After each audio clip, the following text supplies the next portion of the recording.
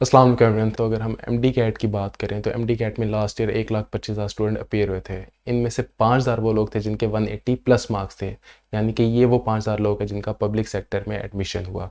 इस साल ये नंबर अप्रोक्सीमेटली 190 प्लस को अबूर करेगा। उसकी दो वजूहत हैं। पहली वजह ये कि आपके पास एक तो 10 मार्क्स का इजाफा हुआ, दूसरी वजह ये कि आपके पास अब टाइम पहले से ज़्यादा है। पहले आपके पास अप्रोक्सीमेटली एक एमसीक्यू को सॉल्व करने के लिए 44 सेकंड्स होते हैं, लेकिन इस साल आपके पास एक एमसीक्यू को सॉल्व करने के लिए 60 सेकंड है, यानी कि 1 मिनट। तो अगर हम फिज़िक्स की बात करें तो फिज़िक्स की वेटेज पहले 20% हुआ करती थी, लेकिन अब ये बढ़ के 26% हो चुकी है, यानी कि फ़िज़िक्स की इंपॉर्टेंस पहले से भी ज़्यादा बढ़ चुकी है। तो अब आपने फ़िज़िक्स को पहले से भी ज़्यादा टाइम देना है। और फिज़िक्स वो पॉइंट है जो कि मोस्टली एमडी के स्टूडेंट्स का सबसे वीक पॉइंट होता है। उन्हें समझ नहीं आ रही होती कि इक्वेशंस को कैसे इस्तेमाल करना है और क्या करना है, वो सारी चीज़ें मैं समझाता हूँ। और आपने एमडी गेट की तैयारी बिल्कुल भी अपने बोर्ड एग्ज़ाम की तरह नहीं करनी। बोर्ड एग्ज़ाम में आप क्या करते थे, आप 70% जो अपना रिसोर्स था वो आप तैयारी पे लगाते थे और 30% आप प्रैक्टिस और एनालाइज करते थे। जबकि एमडी गेट में ये चीज़ उल्टी हो जाती है। आपने 30% टाइम अपनी प्रिपरेशन को देना है और 70% टाइम आपने अपनी तैयारी को देना है।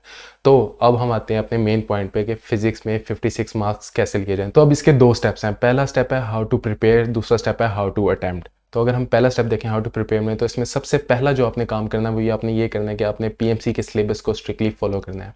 आपने इस सिलेबस से बाहर नहीं जाना, ठीक है। आपकी बुक में बहुत से ऐसी चीज़ें हैं जो कि पीएमसी ने एक्सक्लूड की हुई हैं, तो आपने इस चीज़ का ध्यान रखना है।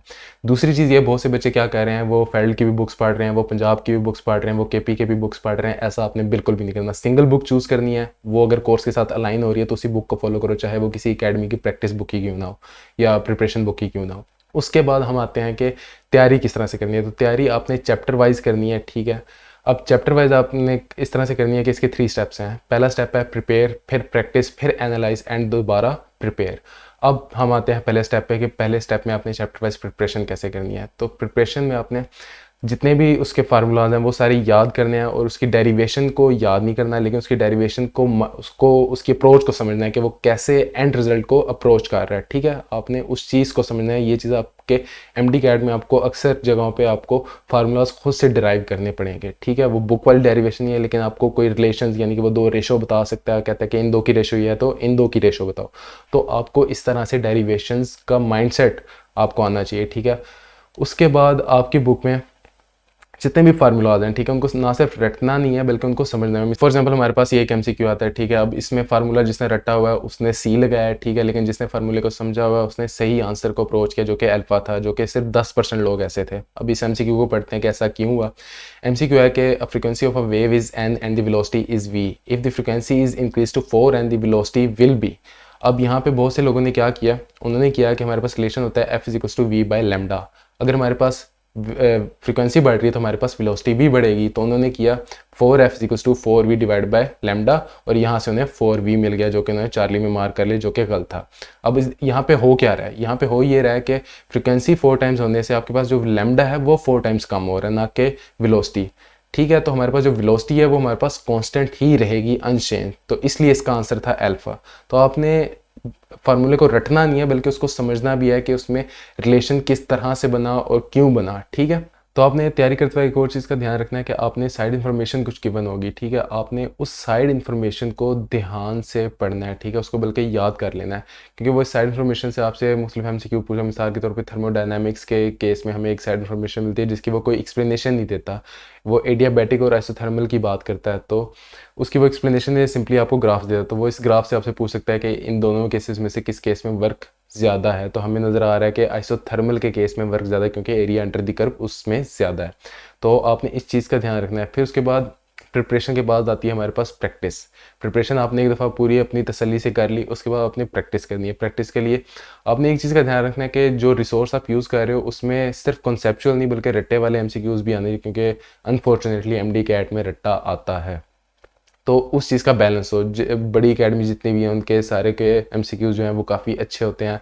आप सईद एमडी कैट एक बहुत अच्छा रिसोर्स है जो कि इन सब के एमसीक्यूज़ प्रोवाइड करता है, वो इस्तेमाल कर सकते हो। उसके अलावा फिज़िक्स के केस में आप मेरा रिसोर्स, यानी कि जो मैंने टेस्ट सीरीज़ कंडक्ट करवाई थी, आप वो एक्सेस कर सकते हो। वो according to the PMC syllabus and standards है, ठीक है। उसमें आप अपने आप को एनालाइज भी कर सकते हो दूसरों की निस्बत, ठीक है, कि दूसरों की परफॉर्मेंस क्या थी और आपकी क्या थी। उसके अलावा आप मेरी प्लेलिस्ट एक्सेस कर सकते हो जिसमें इन तमाम टेस्टों की डिस्कशंस हैं, उसका लिंक नीचे डिस्क्रिप्शन में मौजूद है।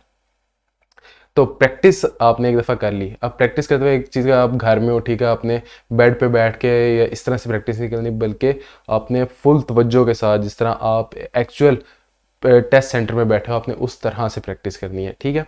अब प्रैक्टिस के बाद मेन चीज़, जो इस चीज़ का सबसे जो मेन पार्ट है वो है एनालाइज। आपने प्रैक्टिस कर लिया, अपने गलत क्वेश्चन को सिर्फ ये नहीं देखना कि ये गलत था ये ठीक था, नहीं, ऐसे नहीं करना। आपने बल्कि ये देखना है कि सही आंसर मौजूद था, आपने वो चैप्टर पढ़ा तो आपने गलत आंसर क्यों मार किया, आपने उस चीज़ को फिक्स करना है, उस माइंडसेट को फिक्स करना है, ताकि अगले चैप्टर की तैयारी में वो गलती रिपीट ना हो, ठीक है। यही स्ट्रैटेजी लेके आपके पहले चैप्टर में 50 में से 30 आएंगे, 20 आएंगे, ठीक है, अगले में 25, 30, 35 और करते करते आपके हर टेस्ट में 2 से 3 एमसीक्यू या 1-2 एमसीक्यू गलत हो रहे होंगे। तो आपने प्रिपेयर, प्रैक्टिस, एनालाइज करके अपने आप को इम्प्रूव करना है, ताकि अगले चैप्टर में वो गलती ना हो। अगर आप फॉर एग्जांपल कुछ बच्चे इस तरह करते हैं कि वो पूरे चैप्टर सारे एक दफ़ा पूरी बुक पढ़ते हैं, उसके बाद प्रैक्टिस करेंगे, तो वो इस चीज़ से महरूम रह जाएंगे कि उनके पास इम्प्रूवमेंट का कोई रूम नहीं रहेगा, कि उन्होंने अगली तैयारी में कोई इम्प्रूवमेंट का कोई उनके पास कोई गुंजाइश नहीं रहेगी। तो इसलिए आपने चैप्टर वाइज चलना है और इस स्ट्रैटेजी को लेकर चलना है कि जो गलतियाँ अपने पिछले चैप्टर में की हैं वो अगले चैप्टर में ना हो। उसके बाद कुछ हमारे पास की नोट्स हैं, ठीक है। फिजिक्स में आपने कुछ चीज़ें याद रखनी है, मिसाल के तौर पे आपने साइन थीटा कोस थीटा के वैल्यूज़ को याद रखना है कि 30 पे क्या होती है, 45 पे क्या होती है, 60 पे 90 पे क्या होती है। तो इसको याद करने के बहुत से तरीके हैं। अगर आपको इसमें मसला आ रहा है, Mahnoor did already a very great job, ठीक है, आप उसकी वीडियो पॉप आउट बैनर पे क्लिक करके देख सकते हो कि वो किस तरह से आपको याद करने में उनको आसानी हो सकती है, ठीक है। उसके बाद हमारा आता है पार्ट 2, हाउ टू अटैम्प्ट। अब बहुत से लोग इस चीज़ में भोंडी मार देते हैं कि वो अच्छी तैयारी करके अटैम्प्ट करते हुए गलतियां कर लेते हैं। अब सबसे पहली गलती वो क्या करते हैं कि वो टेस्ट सेंटर में घुसने से पहले तक किताब उनके हाथ में होती है। तो ये चीज़ आपने बिल्कुल भी नहीं करनी है। आपने टेस्ट से 36 घंटे पहले तक कुछ भी नहीं पढ़ना। अब उसकी वजह क्या है? आपको टेस्ट के दौरान 3.5 घंटे की एक्सरसाइज है, जिसमें आपने 4 सब्जेक्ट्स की इंफॉर्मेशन को ग्रैब करना है, अपने मेमोरी सेल से उठाना है। अगर तो आप एंड टाइम तक पढ़ते रहोगे तो आपके जो ब्रेन के पास रिसोर्स होगा, उसने पहले से एक इंफॉर्मेशन को स्टोर किया होगा जो कि आपने 1-2 घंटों में पढ़ी है, ठीक है। तो वो उसके पास ज़्यादा रिसोर्स नहीं होगा कि वो जल्दी से मेमोरी सेल से इंफॉर्मेशन को ग्रैब कर पाए। तो आखिरी 36 घंटे में आपने बिल्कुल भी नहीं पढ़ना। समझ लो कि आपका एमडी कैट हो गया है, ठीक है। अपने फैमिली के साथ टाइम गुजारो, मूवीज़ देखो, दोस्तों के साथ जाओ, अच्छा टाइम गुजारो, ठीक है। जितना ज़्यादा रिलैक्स कर सकते हो उतना ज़्यादा रिलैक्स करो।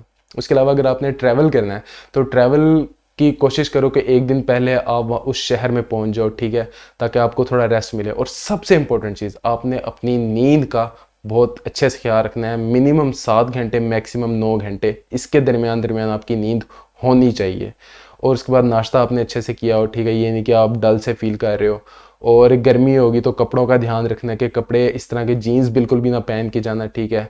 बिल्कुल वो कपड़े पहन के जाओ जिसमें आप सबसे ज़्यादा कंफर्टेबल महसूस करते हो, ठीक है। कोई फैशन करने की ज़रूरत नहीं है, ठीक है। फैशन एमडी कैट हो गया तो फैशन भी कर लेना, अगर एमडी कैट ना हुआ तो फैशन करने का भी कोई फ़ायदा नहीं होगा। तो एमडी कैट के पेपर में कोई फैशन ना करके जाना, बल्कि सादे और कंफर्टेबल कपड़े पहन के। गर्मी का ध्यान रखना कि गर्मी बहुत ज़्यादा होगी।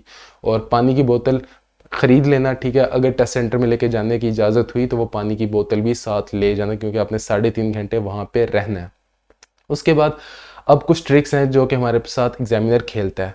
अब मिसाल के तौर पे they don't ask you choose the correct option, they ask you to choose the best option. अब इसका क्या मतलब है कि एक एमसीक्यू में मल्टीपल करेक्ट ऑप्शंस भी हो सकते हैं। मिसाल के तौर पे हमारे पास ये एक एमसीक्यू आता है। अब इसमें तकरीबन 30% लोगों ने इसको करेक्ट मार्क किया, बाकी 70% लोगों ने इसको गलत मार्क किया है। अब उनमें से 30% यानी कि जिन्होंने गलत मार के, उनमें से उन्होंने ऑप्शन ठीक मार के, लेकिन उन्होंने बेस्ट ऑप्शन को मार दिया। अब एमसीक्यू क्या था हमारे पास? एमसीक्यू हमारे पास which one of the following changes when a wave change its medium. तो जब एक वेव अपना मीडियम चेंज करती है तो हमारे पास क्या क्या चीज़ें चेंज होती हैं। तो बहुत से लोगों ने 30% लोगों ने स्पीड मार्क किया, जो कि ठीक आंसर है, ठीक है, इसमें कोई गलती नहीं है। लेकिन ये यहाँ पे बेस्ट ऑप्शन नहीं है। यहाँ पे हमारे पास अगर आप देखो ऑप्शन सी में वेवलेंथ है, जो कि वेवलेंथ भी चेंज होती है, ठीक है।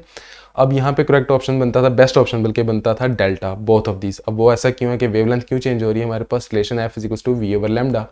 अब हमने पीछे के एमसीक्यू में देखा कि फ्रीक्वेंसी के चेंज होने से वेलोसिटी चेंज नहीं होती बल्कि वेवलेंथ चेंज होती। तो हम इस सारे रिलेशन को एक दफ़ा दोबारा से रिवाइज कर लेते हैं कि इन तीनों का आपस में रिलेशन क्या है। तो अगर हमारे पास फ्रीक्वेंसी चेंज होगी तो उससे हमारे पास वेवलेंथ चेंज होगी, और अगर हमारे पास वेवलेंथ चेंज होगी उससे हमारे पास फ्रीक्वेंसी चेंज होगी, और अगर हमारे पास वेलोसिटी चेंज होती है तो उससे हमारे पास सिर्फ वेवलेंथ चेंज होती है। इस चीज़ का आपने ध्यान रखना है साउंड के केस में, ठीक होगा।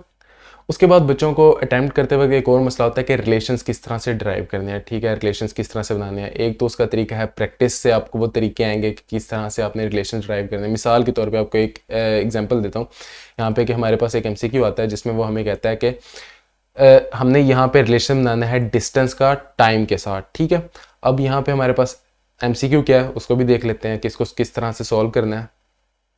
An object is allowed to fall freely under the action of gravity such that it covers s1 distance in 1 second, s2 distance in 3 second and s3 distance in 5 second.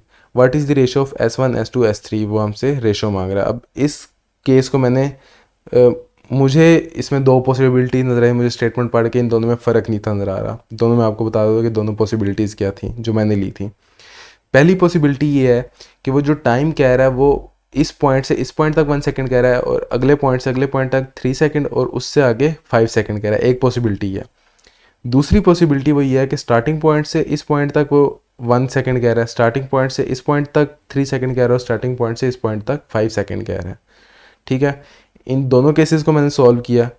तो पहले मैंने इस वाले case को solve किया क्योंकि यहाँ पे मेरे पास इनिशियल वेलोसिटी तीनों केसेस में 0 0 है, जबकि इस केस में मेरे पास तीनों के पहले केस में 0 थी इनिशियल वेलोसिटी, अगले केसेस में कुछ ना कुछ होगी, तो ये थोड़ा कॉम्प्लिकेटेड था। तो मैंने पहले इसको सॉल्व किया। अब इसको मैंने कैसे सॉल्व किया, हमारे पास इक्वेशन ऑफ मोशन है 2as इक्वल है vf² माइनस vi² के, ऐसे ही है। यहाँ पे हमारे पास इनिशियल वेलोसिटी 0 होगी, हमारी इक्वेशन क्या बन जाएगी, हमारे पास a यानी कि ग्रेविटेशनल एक्सलेरेशन हमारे पास है, s की फॉर्म में हमने इक्वेशन बनानी है, vf हमें नहीं पता, ठीक है। अब vf हमारे पास क्या आएगा, हमें पता है कि एक्सलेरेशन इक्वल होती है vf minus vi divide by time के। यहाँ पे भी vi 0 है, तो यहाँ पे हम कह सकते हैं कि हमारे पास gt यानी कि टाइम मल्टीप्लाई हो गया इक्वल है vf के, तो यही gt हमने यहाँ पे रिप्लेस कर दिया। तो अब हम कह सकते हैं कि 2gs इक्वल है gt² के। तो यहाँ पे s की बेसिकली फॉर्म बनानी है इन टर्म्स ऑफ टाइम, ठीक है। तो ये g से कैंसिल हो जाएगा, तो gt² डिवाइड बाय 2 हो जाएगा हमारे पास, ठीक है। ये भी एक वैसे एक और इक्वेशन ऑफ मोशन होती है, वहाँ से डायरेक्ट भी आप ये निकाल सकते हो, ठीक है। तो खैर इस इक्वेशन में सिंपली मैं टाइम की वैल्यू पुट करनी है और मेरे पास s की वैल्यू आ जाएगी। तो सबसे पहले मैं s1 के लिए पुट करूँगा, g 10 है, टाइम 1 सेकेंड है तो हमारे पास 5 आ जाएगी। s2 के लिए हमारे पास टाइम 3 सेकेंड है तो वो हमारे पास क्या आ जाएगी 45। और s3 के लिए हमारे पास क्या है, s3 के लिए 1:5। तो हमारे पास रेशो जो बनती है 5:45 रेशो 1:5। अब रेशो में आपको पता है कि अगर कोई कॉमन फैक्टर हो तो वो कैंसिल आउट हो जाए, तो तीनों में 5 जो है वो कॉमन फैक्टर है तो वो कैंसिल आउट हो जाएगा, तो 1:9:25 आ जाएगी, जो कि हमारे पास ऑप्शन एक मौजूद है चार्ली, ठीक है। अब यहीं पे आप जो दूसरा केस है उसको भी वेरीफाई एक तरह से कर सकते हो। अब वो केस कैसे वेरीफाई कर सकते हो कि हम टोटल डिस्टेंस निकाल रहे हैं, यानी कि ये हमारे पास डिस्टेंस जो इस केस में है वही इस केस में आएगा, लेकिन जो ये डिस्टेंस है, ठीक है, अगर मैं इस डिस्टेंस में से ये वाला माइनस कर दूं, ठीक है, यानी कि इस पूरे में से मैं इसको माइनस कर दूं तो मेरे पास ये वाला डिस्टेंस आ जाएगा, ठीक है। तो अगर मैं 45 से 5 निकालूँ, पहले ही मेरे पास 5 है, दूसरा मेरे पास 45 से 5 निकला 40 आया, तीसरा मेरे पास क्या है, मेरे पास टोटल डिस्टेंस जो है वो मैंने सिंपली ये निकालना है। तो इसमें से मैं क्या करूँगा, मैं 3 में से जो मेरे पास 2 आया था वो माइनस कर दूंगा, तो वो मेरे पास क्या बनता है, वो मेरे पास बनता है 1 to 5 में से अगर मैं 45 तो 80 बनता है, ठीक है। अब इन तीनों में कॉमन फैक्टर क्या है 5, तो 1 8 और ये मेरे पास क्या आ जाएगा 16, ठीक हो गया। तो ये किसी भी ऑप्शन में मौजूद नहीं है, तो इस तरह से मुझे चार्ली जो अपना आंसर मिल गया, ठीक हो गया।